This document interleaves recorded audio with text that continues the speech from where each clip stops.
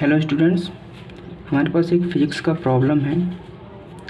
Problem दे रखा है कि will current flow more easily through a thick wire और a thin wire of the same material when connected to the same source why. ठीक है, तो question कह रहा है क्या करंट जो है वो थिक वाले से ज़्यादा इजीली फ़्लो करेगा या थिन वाले कंडक्टर से ज़्यादा इजीली फ़्लो करेगा जब वो सेम सोर्स से कनेक्टेड हो।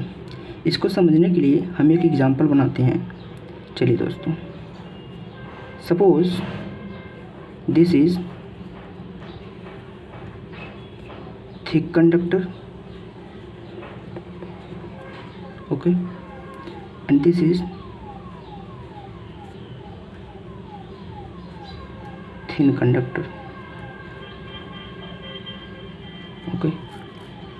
और इसको हम सोर्स जो है वो सेम रखते हैं। सोर्स क्या रखते हैं? Suppose this is also 5 volt battery and this is also 5 volt battery, okay. Let us consider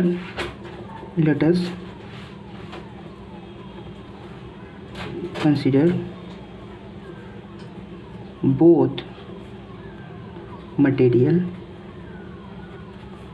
having same length and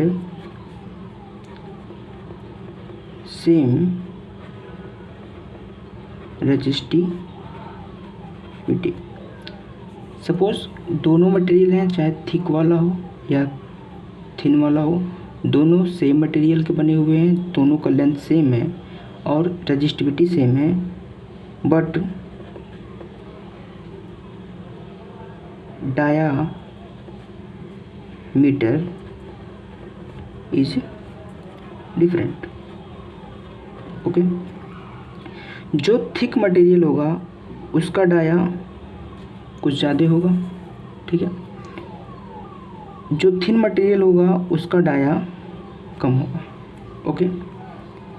इसको समझने के लिए करंट किस में ज़्यादा फ्लो करेगा, किस में कम फ्लो करेगा, इसको समझने के लिए हम जानते हैं फार्मूला रेजिस्टेंस का कि R is equal to rho L by A, ठीक है। वेयर L जो है length of conductor, A area cross sectional area of conductor, ये cross section area of conductor, rho is the resistivity of material, ठीक है, which is fix, which is also known as specific resistance, and here is R is the resistance. And according to Ohm's law, according to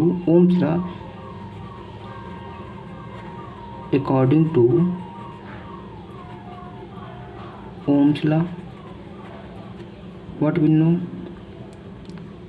V is equal to IR, ठीक।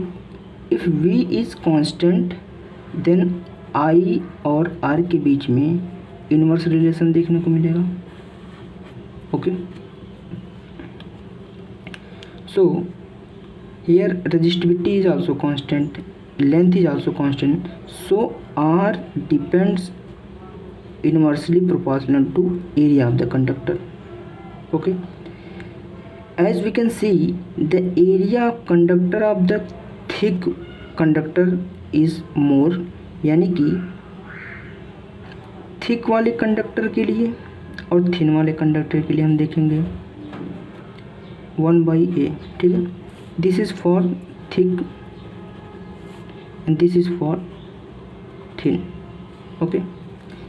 Thick वाले conductor का area ज़्यादा है तो उसका resistance कम है, thick वाले conductor का एरिया ज़्यादा है तो रेजिस्टेंस कम फेस करेगा, ठीक है।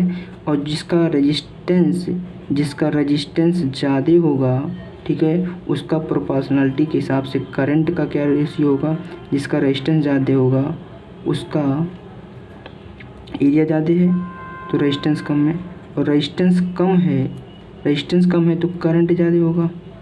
ओके, करंट ज़्यादा होगा तो थिक वाले कंडक्टर में करंट इजीली फ्लो करेगा।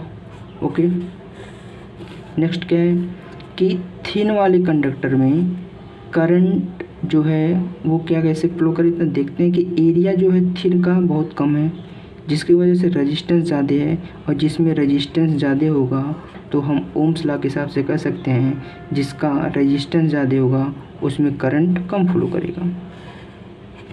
Okay, so this is the discussion about कि करंट किस में इजली फ्लो करेगा, किस कंडक्टर में, थिक वाले में कि थिन वाले में। So we can say that कि ये डिपेंडेंसी जो है ये रेजिस्टेंस और क्रॉस सेक्शनल एरिया के कारण है, ठीक है, जिसकी वजह से क्या होगा कि थिक वाले कंडक्टर में करंट इजीली फ्लो करेगा और थिन वाले कंडक्टर में करंट इजीली फ्लो नहीं करेगा, that will face more resistance.